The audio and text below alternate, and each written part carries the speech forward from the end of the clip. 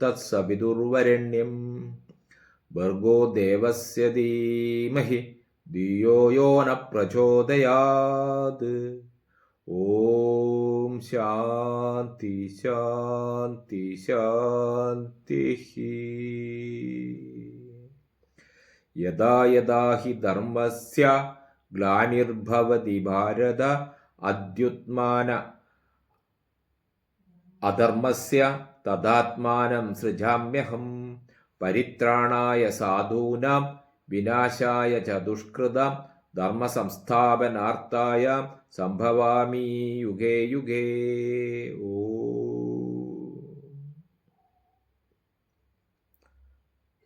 സായി സച്ചരിതം 6-ാം ദിവസം. ശ്രീ മഹാഗണപതിക്ക് വന്ദനം. സരസ്വതീദേവിക്കും ശ്രീ ഗുരുമഹാരാജനും പരദേവതക്കും ശ്രീ സീതാരാമചന്ദ്രനും വന്ദനം. പരമ്പൊരുളാം സദ്ഗുരു ശ്രീ സായീശ്വരൻ്റെ തൃപ്പാദങ്ങളിൽ പ്രേമഭക്തിപൂർവം അടിയൻ്റെ പ്രണാമം. സായി ഷിർദിസായിയുടെ സച്ചരിതത്തിൻ്റെ 6-ാം ദിവസമാണ് നമ്മൾ ഇന്ന് പറഞ്ഞുകൊണ്ടിരിക്കുന്നത്. 4-ാം അധ്യായത്തിൻ്റെ അവസാന ഭാഗം. 4-ാം അധ്യായത്തിൽ പറഞ്ഞിട്ടുള്ള പ്രധാന കാര്യങ്ങൾ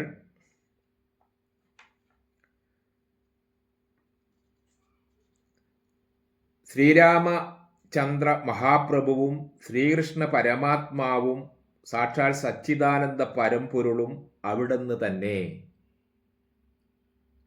ശ്രീ സായി ഈശ്വരൻ തന്നെയാണ് ശ്രീരാമചന്ദ്ര മഹാപ്രഭുവും അതുപോലെ തന്നെ ശ്രീകൃഷ്ണ പരമാത്മാവും സച്ചിദാനന്ദ പരമ്പൊരുളും എല്ലാം ശ്രീ ഷിർദിസായി തന്നെ, വേറെയല്ല. ശ്രീകൃഷ്ണനും ശ്രീരാമനും സായീശ്വരനും ഒന്നും നമ്മൾ വേറെ വേറെ ആയി കാണരുത്. എല്ലാം ഒന്നായിട്ട് വേണം നമ്മൾ കാണാൻ. സുഖങ്ങളും ദുഃഖങ്ങളും കോപം സ്നേഹം സായിയെ ബാധിച്ചതേയില്ല. ഋഷീശ്വരന്മാരെ ഇതൊന്നും ബാധിക്കൂല. സുഖവും ദുഃഖവും അവർക്ക് സമമായിട്ട് കാണുന്ന ആൾക്കാരാണ്. അതുപോലെ തന്നെ കോപവും സ്നേഹവും സമമായിട്ട് കാണുന്നതാണ്. അവർ ഒരിക്കലും ആഹ്ലാദമത്തനോ നിരാശാഭരിതനോ ആകാറില്ല. സദാ ആത്മാനന്ദത്തിൽ മുഴുകിയിരിക്കുക.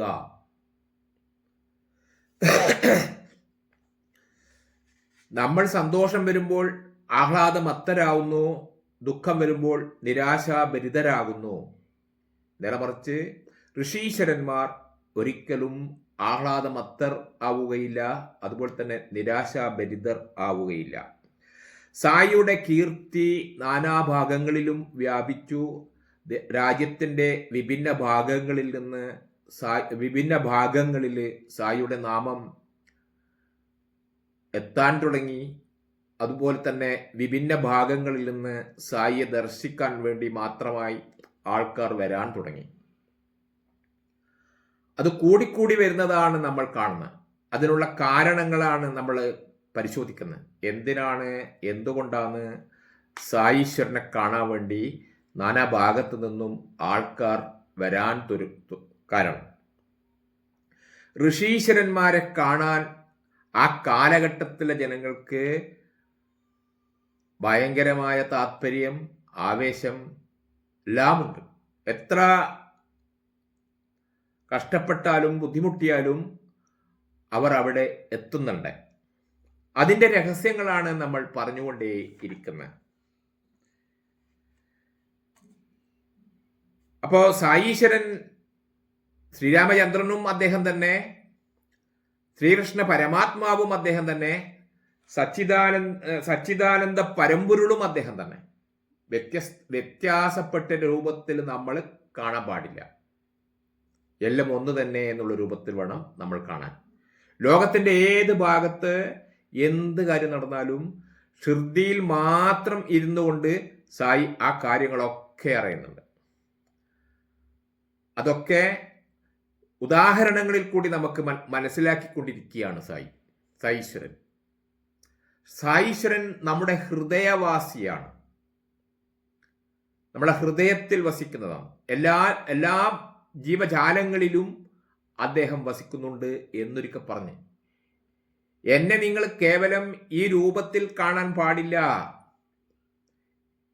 ഞാൻ എല്ലാ ജീവികളിലും ഇരിക്കുന്ന പരമ്പൊരുളാണ് എന്ന് സായീശ്വരൻ പറഞ്ഞിട്ടുണ്ട്. അത് തെളിയിച്ചുകൊണ്ടിരിക്കുകയാണ്. അപ്പൊ 4-ാമത്തെ അധ്യായത്തിന്റെ അവസാന ഭാഗത്തെ കാര്യങ്ങളാണ് നമ്മൾ പറയുന്നത്. വിഡോബയുടെ മഹാഭക്തനാണ് ഭഗവന്തറാവുവിന്റെ പിതാവ്.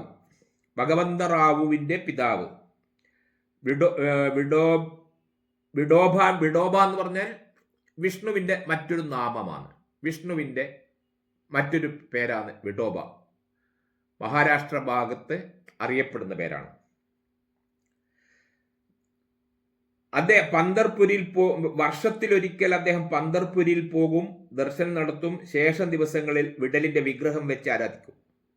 നമ്മളൊക്കെ ചെയ്യുന്നത് അങ്ങനെയാണ്.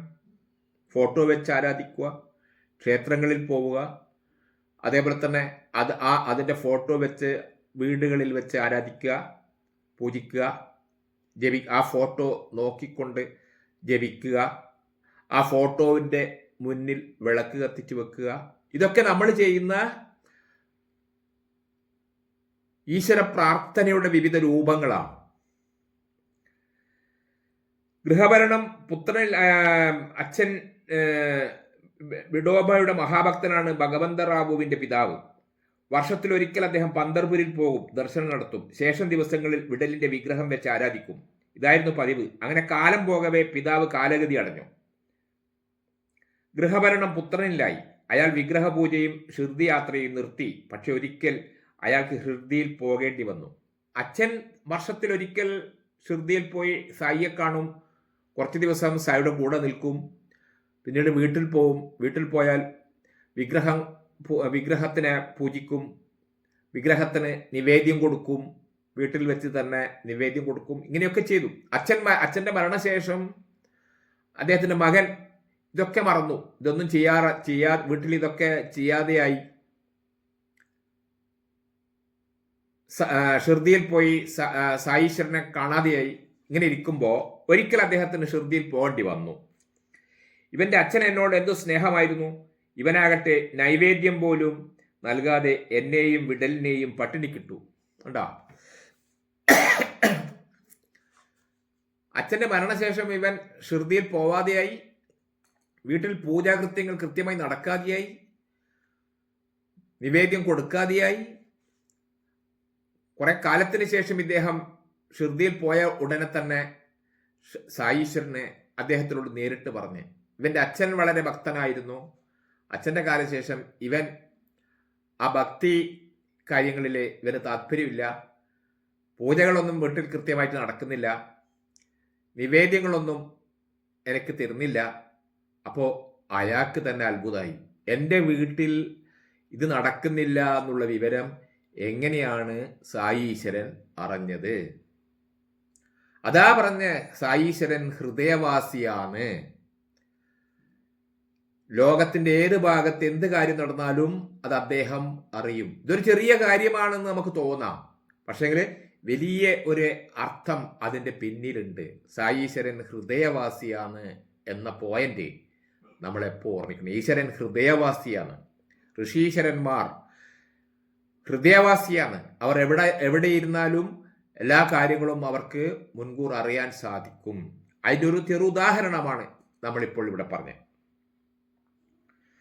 ഇവന്റെ അച്ഛൻ എന്നോട് എന്ത് സ്നേഹമായിരുന്നു. ഇവനാവട്ടെ നൈവേദ്യം പോലും നൽകാതെ എന്നെയും വിടലിനെയും പട്ടിണി കിട്ടു. പക്ഷേ എനിക്ക് ഇവന്റെ പിതാവിനോടുള്ള സ്നേഹം വളരെ വലുത്. അതിനാൽ ഇവനെ ഞാൻ ഇവിടെ വരുത്തി ഇവനെ എല്ലാ കാര്യവും ഞാൻ പഠിപ്പിക്കും. അങ്ങനെ നിത്യപൂജ ചെയ്യാൻ പ്രേരിപ്പിക്കും. കണ്ടോ, നമ്മൾ വീട്ടിൽ വെച്ചിട്ട് ഒരു ഫോട്ടോ വെച്ചിട്ട് ഭഗവാന് പൂജ ചെയ്യുന്ന, ആ ഫോട്ടോന്റെ മുന്നിൽ ഭഗവാന് നിവേദ്യം കൊടുക്കുന്നു. അത് മുടങ്ങിപ്പോയത് ഏത് ഭഗവാനാണോ വെച്ചത് ആ രൂപം അറിയൂ. അത് ഋഷീശ്വരന്മാരുടെ, ആ കാലഘട്ടത്തിലുള്ള ഋഷീശ്വരന്മാരുടെ അടുക്ക പോയാൽ വിഷ്ണുവിന് പൂജ ചെയ്യുന്ന ആളാ. വിഷ്ണുവിന് പൂജ ചെയ്യാണ്ടായി അച്ഛൻ്റെ കാലശേഷം. അപ്പോൾ സായീശ്വരനെ കാണാൻ പോയി. അപ്പോൾ സായീശ്വരനെ കാണാൻ പോയാലേ സായീശ്വരൻ അത് മനസ്സിലായി. അപ്പോൾ ആ പൂജ മുടങ്ങിയിട്ടുണ്ട്, നിന്നെ ഞാൻ ഇങ്ങോട്ടേക്ക് വരുത്തിച്ചതാണ്, നിനക്ക് ഞാൻ എല്ലാ കാര്യവും പറഞ്ഞു തരും. അച്ഛൻ ആ കാലഘട്ടത്തിൽ എങ്ങനെയെല്ലാം ചെയ്തോ അതേപോലെ നീ ചെയ്യണം. അതൊരു കാര്യം, അവിടെ കഴിഞ്ഞു. ആ സംഭവം അവിടെ കഴിഞ്ഞു. അതിൽ നിന്ന് നമ്മൾ മനസ്സിലാക്കേണ്ടത് സായീശ്വരൻ ഹൃദയവാസിയാണ്. ലോകത്തിൽ എവിടെ മുക്കിലും മൂലയിലും എന്ത് കാര്യം നടന്നാലും ഋഷീശ്വരന്മാർ അതൊക്കെ അറിയും.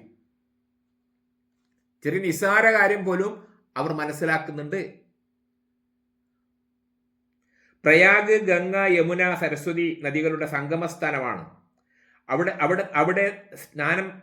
അവിടുത്തെ സ്നാനം പുണ്യാൽ പുണ്യകരം. ഗംഗാ നദിയിലെ സ്നാനം, യമുനാ നദിയിലെ, സരസ്വതി നദിയിലെ ഈ പുണ്യ തീർത്ഥങ്ങളിലുള്ള സ്നാനം വളരെ പ്രധാനമാണ്.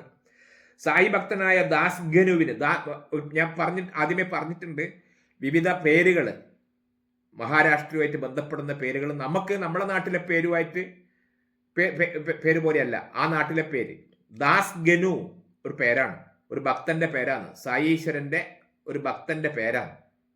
ആ പേരുകൾ നമ്മൾ ഓർമ്മിക്കുക. ദാസ് ഗനു. നമ്മളിപ്പോ ഭാഗവതം വായിക്കുമ്പോൾ ആ ഭാഗവതത്തിൽ എന്തെല്ലാം പേരുകളുണ്ട്? പ്രഹ്ലാദൻ, വിഷ്ണു ഭക്തനാണ് പ്രഹ്ലാദൻ. ഹിരണ്യാക്ഷൻ അസുര ചക്രവർത്തിയായിരുന്നു. ഹിരണ്യകശിപു അല്ലേ? ഇങ്ങനെയുള്ള നാമങ്ങളുണ്ടല്ലോ, നമുക്കറിയാം. അതേപോലെ തന്നെ മഹാരാഷ്ട്രയിലുള്ള പേരുകളാണ് സായീശ്വരനുമായിട്ട് ബന്ധപ്പെട്ട. ആ കാലഘട്ടത്തിൽ സായീശ്വരന്റെ കൂടെയുള്ള. അപ്പൊ പുണ്യനദികളിൽ സ്നാനം ചെയ്ത പമ്പാ നദി സ്നാനം ചെയ്യാൻ വേണ്ടി അയ്യപ്പനെ കാണാൻ പോകുന്ന ആൾക്കാർ പമ്പാ നദിയിൽ സ്നാനം ചെയ്യുന്നു. ഭാരതപ്പുഴയിൽ പുണ്യനദിയാണ്, അതിൽ സ്നാനം ചെയ്താൽ നല്ലതാണ്. അതേപോലെ തന്നെ ഗംഗാ നദിയിൽ, യമുനാ നദിയിൽ, സരസ്വതി നദിയിൽ, മഹാരാഷ്ട്രയുമായിട്ട് ബന്ധപ്പെട്ട ആ ഉത്തര ഭാഗങ്ങളിലുള്ള പ്രയാഗിൽ പോകണം, ആ പുണ്യതീർത്ഥത്തിൽ സ്നാനം ചെയ്യണം. സായീശ്വരനോട് അദ്ദേഹം അനുവാദം ചോദിച്ചു. ദാസ് ഗനു എന്ന് പേരുള്ള ഒരു ഭക്തൻ സായീശ്വരനോട് പറഞ്ഞു, എനിക്ക് പ്രയാഗിൽ പോകണം എന്നുണ്ട്, ആ പുണ്യതീർത്ഥത്തിൽ ഒന്ന് കുളിക്കണം, സ്നാനം ചെയ്യണം എന്നൊരാഗ്രഹം എനിക്കുണ്ട്, എനിക്ക് അനുമതി തരണം, ഞാൻ പോയിക്കോട്ടെ എന്ന് ദാസ് ഗനു, സായീശ്വരന്റെ ഭക്തൻ, സായീശ്വരനോട് അനുവാദം ചോദിച്ചു. ബാബി അരുളി, പ്രയാഗ് ഇവിടെ തന്നെയാണ്. ഉണ്ടാ എന്താ പറഞ്ഞേ? പ്രയാഗിൽ പോകണം എന്ന് പറഞ്ഞേരം സായീശ്വരൻ കൊടുത്ത മറുപടി എന്താണ്? നീ പ്രയാഗിൽ പോകേണ്ട ആവശ്യമില്ല, ഇവിടെ തന്നെയാ പ്രയാഗ്, ഇത് തന്നെയാ പ്രയാഗ്. സ്നാനത്തിനായി നീ അത്ര ദൂരം പോകേണ്ടതില്ല, ഹൃദയത്തിൽ ഉറച്ചു വിശ്വസിക്കൂ, പ്രയാഗ് ഇവിടെ തന്നെ. നീ ഹൃദയത്തിൽ ഉറച്ചു വിശ്വസിക്കൂ, പ്രയാഗ് ഇവിടെ തന്നെയാണ്. അത് കേട്ട് ദാസ്ഗനു ബാബിയുടെ തൃപ്പാദങ്ങളിൽ കൈകൾ സ്പർശിച്ചതേ ഉള്ളൂ. അത് സായീശ്വരന്റെ മുഖത്തുനിന്ന് ആ വാക്ക് വന്നപ്പാട് ദാസ്ഗനു സായീശ്വരന്റെ തൃപ്പാദങ്ങളിൽ കൈകൾ സ്പർശിച്ചു. അത്യത്ഭുതകരമായിരുന്നു അപ്പോൾ നടന്ന ലീല, അപ്പോൾ നടന്ന സംഭവം അത്യത്ഭുതകരമായിരുന്നു. ബാബയുടെ ഇരുപാദങ്ങളുടെയും വിരലുകൾക്കിടയിൽ നിന്നും ജലമൊഴുകാൻ തുടങ്ങി. ഗംഗയും യമുനയും തൃപ്പാദങ്ങളിൽ നിന്ന് പ്രവഹിച്ചു. ഈ ദാസ്ഗനു പ്രയാഗിൽ പോകണമെന്നുള്ള ആഗ്രഹം പ്രകടിപ്പിച്ചു. ബാബ പറഞ്ഞു, നീ ഇത്രയും കഷ്ടപ്പെട്ട് പ്രയാഗിൽ പോകേണ്ട ആവശ്യമില്ല, പ്രയാഗ് ഇവിടെ തന്നെയുണ്ട് പ്രയാഗ്. അത് പറയേണ്ട താമസം ദാസ്ഗനു സായീശ്വരന്റെ തൃപ്പാദങ്ങളിൽ സ്പർശിച്ച മാത്രയിൽ തന്നെ അദ്ദേഹത്തിന്റെ തൃപ്പാദയിൽ വിരലുകൾക്കിടയിൽ നിന്നും ജലമൊഴുകാൻ തുടങ്ങി. സായീശ്വരന്റെ കാലിന്റെ വിരലുകൾക്കിടയിൽ നിന്നും ജലമൊഴുകാൻ തുടങ്ങി. നടന്ന സംഭവങ്ങളാണ്. ഗംഗയും യമുനയും തൃപ്പാദങ്ങളിൽ നിന്ന് പ്രവഹിച്ചു. ഒരു നദി പ്രവഹിക്കും പോലെ അദ്ദേഹത്തിന്റെ കാലിന്റെ വിരലുകൾക്കിടയിൽ നിന്ന് ജലം ഒഴുകാൻ തുടങ്ങി. ഭക്തി പാരവശ്യത്താൽ ഭക്തന്റെ മിഴികളിൽ നിന്നും ആശ്രുപ്രവാഹം തുടങ്ങി. ദാസ്ഗനുവിന്റെ കണ്ണിൽ ഈ സംഭവം അറിഞ്ഞപ്പോൾ അദ്ദേഹത്തിന് ആശ്രുപ്രവാഹം തുടങ്ങി. കണ്ണുനീർ. ഭക്തി തരളിതമായ ആ ഹൃദയത്തിൽ നിന്നും കാവ്യമധുരമായ സ്തുതികൾ ഉയർന്നു. സായിയെ സ്തുതിച്ച് അദ്ദേഹം കീർത്തനങ്ങൾ പാടി. തന്റെ താപത്രയങ്ങളും അകറ്റാനായി പ്രാർത്ഥിച്ചുകൊണ്ട് ദാസ്ഗനു ആ സ്തുതി സായീശ്വരന് സമർപ്പിച്ചു. സായീശ്വരന്റെ തൃപ്പാദം സ്പർശിച്ച മാത്രയില് അദ്ദേഹത്തിന്റെ വിരലുകൾക്കിടയിൽ ഒരു ജലപ്രവാഹം തുടങ്ങി. മനസ്സിലായി ഗംഗയും യമുനയും ഒക്കെ ഇദ്ദേഹത്തിന്റെ ഋഷീശ്വരന്മാരുടെ പാദത്തിൽ തന്നെ ഉണ്ട് എന്ന് അവർക്ക് മനസ്സിലായി. ദാസ്ഗനുവിന് മനസ്സിലായി. ദാസ്ഗനു സായീശ്വരനെ പുകഴ്ത്തിക്കൊണ്ട് പാട്ടുപാടാൻ തുടങ്ങി, കീർത്തനങ്ങൾ ആലപിക്കാൻ തുടങ്ങി. പാപങ്ങൾ ഒഴുകിക്കളയുവാൻ ജനങ്ങൾ ഗംഗയിലേക്ക് പോകുന്നു, അല്ലേ? ആള് ഗംഗയിലേക്ക് പോകുന്നു. മഹാപാപങ്ങൾ ആ ഗംഗാ നദിയിൽ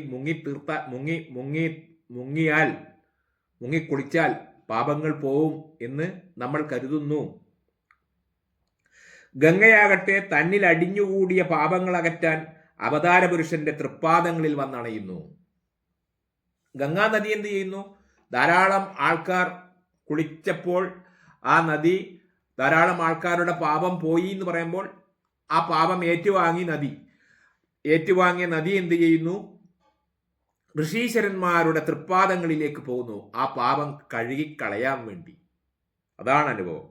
പുണ്യഫലത്തിനായി, പാപനാശത്തിനായി നാം സായീശ്വരന്റെ തൃപ്പാദങ്ങൾ ഉപേക്ഷിച്ച് ഗംഗയിലേക്കോ ഗോദാവരിയിലേക്കോ പോകേണ്ടതില്ല.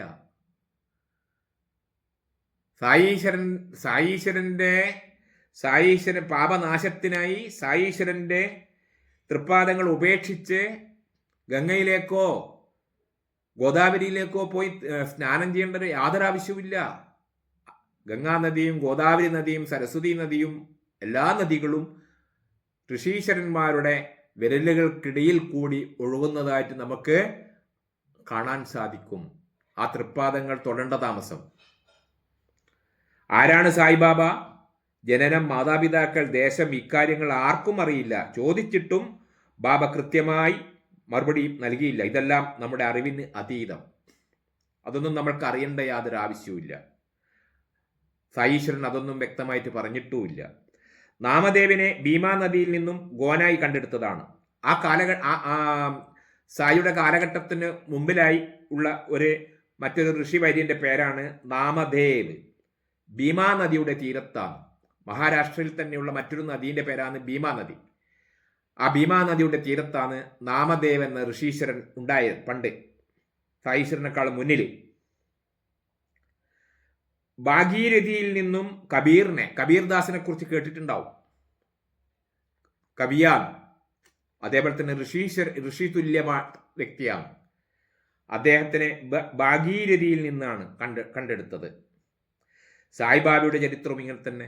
സായിബാബ ഷിർദിയിലെ ഒരാലിൻ ചുവട്ടിലാണ് 16-ാമത്തെ വയസ്സിലാണ് സായിബാബേന ഷിർദി സായിനെ കണ്ടുകിട്ടിയത്. സായീശ്വരനെ ആദ്യമായി ഷിർദി ഗ്രാമത്തിൽ കണ്ടത് ഒരു വേപ്പ് വൃക്ഷച്ചുവട്ടിൽ. അന്ന് 16 വയസ്സ് പ്രായം, ബാലഭാവം, ബ്രഹ്മജ്ഞാനി. സ്വപ്നത്തിൽ പോലും ലൗകിക സുഖ ആശയില്ല. മായയെ അവിടുന്ന് അകറ്റി നിർത്തി. മുക്തി. ആ തൃപ്പാദങ്ങളെ സേവിച്ചു. സായിനാഥിനെ അന്ന് കണ്ടതിനെക്കുറിച്ച് നാനാ ചോപ്ദാറിന്റെ വൃദ്ധമാതാവ് പറഞ്ഞത് ഇങ്ങനെയാണ്. മറ്റൊരു വ്യക്തി, ആ കാലഘട്ടത്തിലുള്ള സായിയുടെ മറ്റൊരു ഭക്തനാണ് നാനാ ചോപ്ദാർ. അദ്ദേഹത്തിന്റെ വൃദ്ധമാതാവ് സായീശ്വരനെ കണ്ടതിനെ കുറിച്ചിട്ട് പറഞ്ഞത് ഇങ്ങനെയാണ്. സുന്ദരനായ ആ ബാലൻ വേപ്പ് വൃക്ഷച്ചുവട്ടിൽ ധ്യാനത്തിലാണ്ടിരിക്കുന്നതാണ് ആദ്യം കണ്ടത്. എത്ര സുന്ദരനും മിടുക്കനുമായിരുന്നു! ബാലന്റെ കഠിനമായ ബ്രഹ്മചര്യ, ഇളം പ്രായത്തിൽ തന്നെ ശീതോഷ്ണാദികളെ ഒരുപോലെ സ്വീകരിക്കാനുള്ള കഴിവ്, ഇതെല്ലാം കണ്ട് ഗ്രാമവാസികൾ വിസ്മയഭരിതരായി. അതിസുന്ദരനായ ബാലൻ സദാ വേപ്പിൻ ചുവട്ടിൽ കാണും. ബാലനെങ്കിലും മഹാജ്ഞാനിയുടെ അവസ്ഥ. ഇങ്ങനെയാണ് അദ്ദേഹത്തിനെ കണ്ടത് എന്ന് ആ കാലഘട്ടത്തിലെ ഒരു വൃദ്ധ മാതാവ് പറഞ്ഞത് ഇങ്ങനെയായിരുന്നു. ഒരിക്കലൊരു സംഭവം ഉണ്ടായി. ഒരു ഭക്തനിൽ കണ്ടാബ എന്ന് പറഞ്ഞാൽ ഒരു ദേവത ആവേശിച്ചു ഒരു ഭക്തനിൽ. ഭക്തൻ ഭാവാവേശത്താൽ വിറക്കാനും ആടാനും തുടങ്ങി. അത് കണ്ട് ഗ്രാമീണർ ഭയഭക്തിയോട് ചോദിച്ചു, സ്വാമി, ആ ബാലൻ ആരെന്ന് പറയുമോ? ഏത് പുണ്യാത്മാക്കളുടെ പുത്രനാണ്? എവിടെ നിന്ന് വന്നു? എന്തിനു വന്നു? ഭക്തജനങ്ങളുടെ ചോദ്യത്തിന് ഉത്തരമായി ഭാവാവേശം പൂണ്ടയാൾ ഒരു സ്ഥലം ചൂണ്ടി അവിടെ കിളക്കുവാൻ കൽപ്പിച്ചു. ഒരു സ്ഥലം ചൂണ്ടിക്കാണിച്ചിട്ട് അവിടെ കിളക്കാൻ വേണ്ടി, കൊത്താൻ വേണ്ടി, ഭൂമി കിളച്ചിടാൻ വേണ്ടി പറഞ്ഞു. കുറച്ച് മണ്ണ് കിളച്ചു മാറ്റിയപ്പോൾ അടുക്കി വെച്ചിരിക്കുന്ന ഇഷ്ടികകൾ കണ്ടെത്തി. കുറച്ച് മണ്ണ് മാറ്റിയപ്പോൾ ഇഷ്ടികകൾ കണ്ടെത്തി. കുഴിച്ചു. പിന്നീട് കണ്ടത് ഒരു പരന്ന ശില. അതെടുത്ത് മാറ്റി. ഒരു നിലവറയിൽ 4 വിളക്കുകൾ കത്തുന്നു. 4 കത്തുന്ന 4 നിലവിളക്ക് ആ ഭൂമിയുടെ അടിയിലുള്ള ഒരു അറയിൽ കണ്ടു. അവിടെ ഒരു പീഠം, ജപമാല, മരപ്പലകൾ. അത് ചൂണ്ടി കോമരമരുളി, ഇവിടെ ഈ ബാലൻ 12 വർഷം കഠിന തപസ് ചെയ്തിട്ടുണ്ട്. സായീശ്വരനെ ചൂണ്ടിക്കാണിച്ചുകൊണ്ട് ആ ദൈവം കൂടിയ മനുഷ്യൻ, ശരീരത്തിൽ കൂടിയ ആ മനുഷ്യൻ പറഞ്ഞു, ഈ സായീശ്വരനെ ചൂണ്ടിക്കാണിച്ചുകൊണ്ട്, ഈ ബാലൻ ഈ സ്ഥലത്ത് 12 വർഷം കഠിന തപസ് ചെയ്തിട്ടുണ്ട് എന്ന്. അത് കേട്ട് ഭക്തജനങ്ങൾ ബാലനോട് കൂടുതൽ വിവരങ്ങൾ തിരക്കി. ബാലൻ വ്യക്തമായി ഒന്നും പറയാതെ ധരിപ്പിച്ചു, അതെന്റെ ഗുരുസ്ഥാനം, പവിത്രമായ ആ സ്ഥലം പരിരക്ഷിക്കുക. അങ്ങനെ ഒരു അനുഭവം ഉണ്ടായിട്ടുണ്ട്. കൂടിയിരുന്ന ഏതോ ഒരാളിനെ ഒരു ഈശ്വരൻ ശരീരത്തിൽ കൂടിയ പോലെ വന്നിട്ട് അയാൾ തുള്ളാൻ തുടങ്ങി. തുള്ളുന്ന അയാൾ ആരാന്ന് എല്ലാവർക്കും ചോദിക്കാൻ തുടങ്ങി. ചോദിച്ചേരം ഏതോ ഒരു സ്ഥലം ചൂണ്ടിക്കാണിച്ചിട്ട് അവിടെ കിളക്കാൻ വേണ്ടി ആവശ്യപ്പെട്ടു. കിളച്ചു നോക്കുമ്പോൾ അവിടെ കണ്ടത് ഒരു പരന്ന ശില. അതെടുത്ത് മാറ്റിയപ്പോൾ ഒരു നിലവറയിൽ 4 വിളക്കുകൾ കത്തുന്നു. അവിടെ ഒരു പീഠം, ജപമാല, മരപ്പലകൾ. അത് ചൂണ്ടി ആ ഈശ്വരൻ വന്നുകൂടിയ മനുഷ്യൻ പറഞ്ഞു, ഈ ബാലൻ, സായീശ്വരനെ ചൂണ്ടിക്കാണിച്ചുകൊണ്ട് പറഞ്ഞു, ഈ ബാലൻ 12 വർഷം അവിടെ തപസ് ചെയ്തിട്ടുണ്ട് എന്ന്. ബാലനോട് ചോദിച്ചപ്പോൾ ബാലൻ കൂടുതലൊന്നും പറഞ്ഞില്ല. അത് എൻ്റെ ഗുരുസ്ഥാനമാണെന്ന് മാത്രം പറഞ്ഞു. അത് പരിരക്ഷിക്കണം എന്ന് പറഞ്ഞു. സായീശ്വരനെ അവിടെ കണ്ടതിൻ്റെ അർത്ഥം ഇപ്പോൾ നമുക്ക് മനസ്സിലാവുന്നു. അത് കേട്ട് ഭക്തജനങ്ങൾ ബാലനോട് കൂടുതൽ വിവരങ്ങൾ തിരക്കി. ബാലൻ വ്യക്തമായി ഒന്നും പറയാതെ ധരിപ്പിച്ചു, അതെന്റെ ഗുരുസ്ഥാനം, പവിത്രമായ ആ സ്ഥലം പരിരക്ഷിക്കുക. ബാലന്റെ നിർദ്ദേശപ്രകാരം ശിലയും ഇഷ്ടികയും പഴയതുപോലെ സ്ഥാപിച്ചു. ആൽമരം പുണ്യവൃക്ഷമാണ്. വേപ്പുമരത്തെയും അതുപോലെ തന്നെ പുണ്യവും പരിശുദ്ധവുമായി ബാബ കരുതി. മാലസപതിയും ഷിർദിയിലെ ഭക്തന്മാരും ഈ വേപ്പിൻ ചുവട് ബാബയുടെ ഗുരുസ്ഥാനമായി കരുതി ആരാധിക്കുന്നു. ഇന്നും ആ സ്ഥലം അതേപോലെ അവിടെ നിൽക്കുന്നുണ്ട്. ആ വേപ്പുമരം നിൽക്കുന്ന സ്ഥലവും പരിസരവും ഭക്തനായ ഹരിവിനായക് സധേ ഒരാൾ പൈസക്ക് വാങ്ങി. അദ്ദേഹം അവിടെ നല്ലൊരു സത്രം നിർമ്മിച്ചു. ആദ്യകാലത്ത് ഈ സത്രമായിരുന്നു ഷിർദിയിലെ ഭക്തജനങ്ങൾക്കുള്ള ഒരേ ഒരു താമസ സ്ഥലം. അവിടെ ഒരു സത്രം ഉണ്ടാക്കി ഷിർദിയിൽ വരുന്ന ആൾക്കാർ അവിടെയാണ് താമസിച്ച് വന്നിരുന്നത്. വേപ്പിൻ മരത്തിന് ചുറ്റും പ്രത്യേക തറകെട്ടി ഭക്തന്മാർക്ക് അതിൽ കയറി ഇരിക്കാനുള്ള സൗകര്യവും ചെയ്തു കൊടുത്തു. വ്യാഴം വെള്ളി ദിനങ്ങളിൽ അവിടെ വൃത്തിയാക്കി സാമ്പ്രാണി പുകയ്ക്കുന്നവനെ ശ്രീഹരി അനുഗ്രഹിക്കുമെന്നൊരിക്കൽ സായീശ്വരൻ അരുളി. പിന്നീട് ഏറെ കഴിഞ്ഞാണ് ദീക്ഷിത് സത്രമുണ്ടാക്കിയത്. മഹാഭക്തനായിരുന്നു കാക്കാ സാഹേബ് ദീക്ഷിത്. അദ്ദേഹം ഇംഗ്ലണ്ടിൽ താമസിക്കുന്ന കാലത്തായിരുന്നു ഒരു സംഭവം. ഇംഗ്ലണ്ടിൽ താമസിക്കുന്ന ഒരാൾ, മഹാരാഷ്ട്രയിലുള്ള ഒരാൾ ഇംഗ്ലണ്ടിലായിരുന്നു താമസം. ഇംഗ്ലണ്ടിൽ താമസിക്കുന്ന അയാള് മഹാഭക്തനായിരുന്നു കാക്കാ സാഹിബ് ദീക്ഷിത്. അദ്ദേഹം ഇംഗ്ലണ്ടിൽ താമസിക്കുന്ന കാലത്തായിരുന്നു ആ സംഭവം. ദീക്ഷിതിന് ഒരു അപകടത്തിൽ കാലിന് മുടന്ത് വന്നു. ഇംഗ്ലണ്ടിലാണ് ദീക്ഷിത്. കാക്കാ സാഹേബ് ദീക്ഷിത് ഇംഗ്ലണ്ടിലാണ് താമസം. മഹാരാഷ്ട്രക്കാരനാണ്. അവിടെ നിന്ന് അദ്ദേഹത്തിന് ഒരു അപകടം പറ്റി. അപകടത്തിൽ അദ്ദേഹത്തിന്റെ കാലിന് മുടന്ത് ഉണ്ടായി. കാരണം അതുമൂലമാണ് അദ്ദേഹം ഷിർദിയിലെത്തിയത്. ആ കാലിന് മുടന്ത് വന്നേരാണ് അദ്ദേഹം ഷിർദിയിലെത്തിയത്. നാനാ സാഹേബ് ചന്ദോർക്കർ അദ്ദേഹത്തോട് ഷിർദിയിൽ പോകാനും സായി ദർശനം ചെയ്യുവാനും ഉപദേശിച്ചു. അയാൾ അവിടെ വന്നേരം നാനാ സാഹേബ് ചന്ദോർക്കർ പറഞ്ഞു, നിങ്ങൾ ഉടനടി ഷിർദിയിൽ പോയി സായീശ്വരനെ കാണണം. നിങ്ങളുടെ കാലിൻ്റെ ഇതെല്ലാം മാറും. അതോടെ കാലിൻ്റെ വൈകല്യം മാറുമെന്നും ഉറപ്പ് കൊടുത്തു. കാലിൻ്റെ വൈകല്യം മാറും, തീർച്ചയായിട്ടും നിങ്ങൾ ഷിർദിയിൽ പോയി സായി ഈശ്വരനെ ഒന്ന് കാണുമെന്ന് പറഞ്ഞു. പൂർവകർമ്മ സുഹൃതത്താൽ അദ്ദേഹം ഷിർദിയിലെത്തി.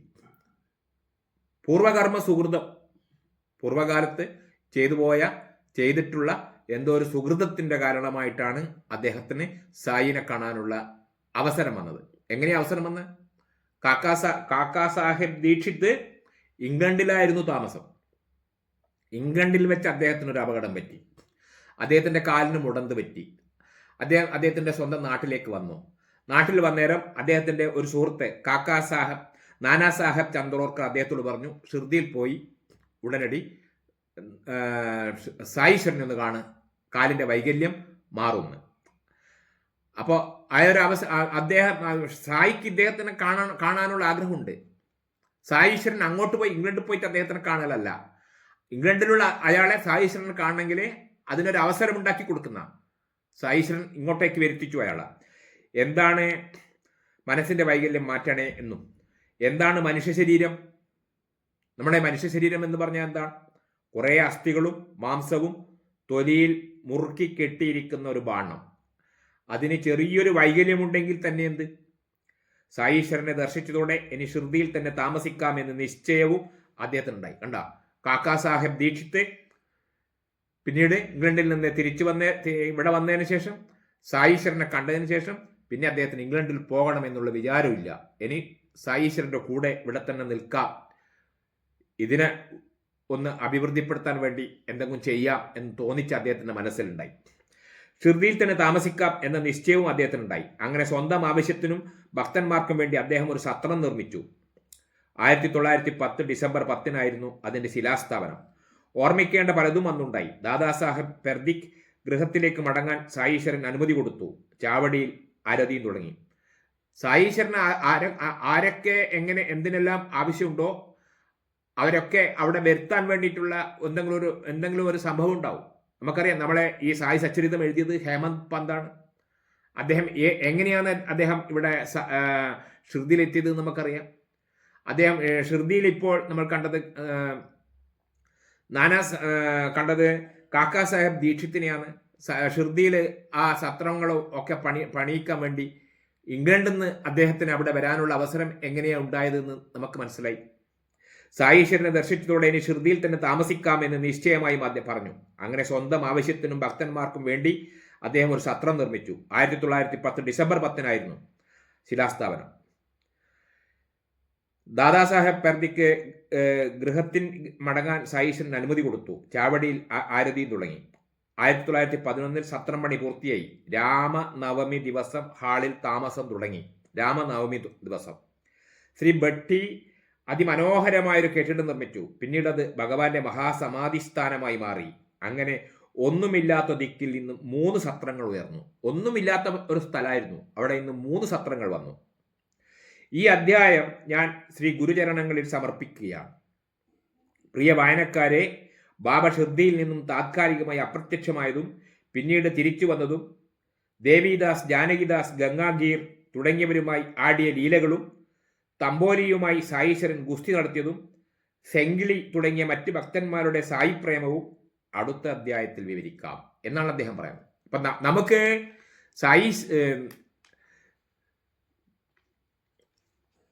ഹേമന്ത് പന്ത് എഴുതിയ സായി സച്ചരിതമാണ് നമ്മൾ ഇന്ന് കുറച്ച് ആൾക്കാരായ നമ്മളൊക്കെ കേട്ടുകൊണ്ടിരിക്കുന്നത്. അപ്പൊ എല്ലാം കേൾക്കാനും സായീശ്വരന്റെ അനുഗ്രഹം ഉണ്ടാവണം. ഇത് പറയാനും സായീശ്വരന്റെ അനുഗ്രഹം ഉണ്ടാവണം. സായീശ്വരന്റെ അനുഗ്രഹം ഉണ്ടെങ്കിലേ ഇതെല്ലാം നടക്കൂ. ആരൊക്കെ കേൾക്കണമെന്ന് സായീശ്വരൻ നിശ്ചയിച്ചിട്ടുണ്ടാവും, ആരെക്കൊണ്ട് പറയിപ്പിക്കണമെന്ന് അദ്ദേഹം നിശ്ചയിച്ചിട്ടുണ്ടാവും. അപ്പൊ ഓരോരോ സംഭവം കാണുമ്പോൾ ആ സംഭവത്തിൽ നിന്ന് നമ്മൾ മനസ്സിലാക്കേണ്ട ചില പാഠങ്ങളെ ഉണ്ട്. അവിടെ 3 സത്രങ്ങൾ നിർമ്മിക്കാൻ വേണ്ടി സായീശ്വരൻ, അദ്ദേഹത്തിന്റെ കൈമലൊന്നുമില്ല. അദ്ദേഹത്തിന്റെ കൈമല ഉള്ളത് അടുത്ത ഭാഗത്ത് പറയുന്നുണ്ട്, അദ്ദേഹത്തിന്റെ കൈമല എന്നാ ഉള്ളെന്നുള്ള കാര്യത്തിനെ കുറിച്ച്. ആരെയൊക്കെയോ അതിനൊക്കെ നിമിത്തങ്ങളാക്കി മാറ്റുക. അപ്പൊ നമ്മളൊരു നിമിത്തമായി മാറുക.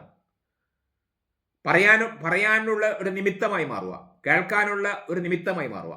ഇതൊക്കെ സായീശ്വരന്റെ അനുഗ്രഹം കൊണ്ടാണ് എന്ന് മനസ്സിലാക്കുക. നമ്മൾ മനസ്സിലാക്കി നമ്മൾ അത് മറ്റുള്ളവരിലേക്ക് എത്തിക്കുക, അതിന് നമ്മൾ നിമിത്തമായി മാറുക.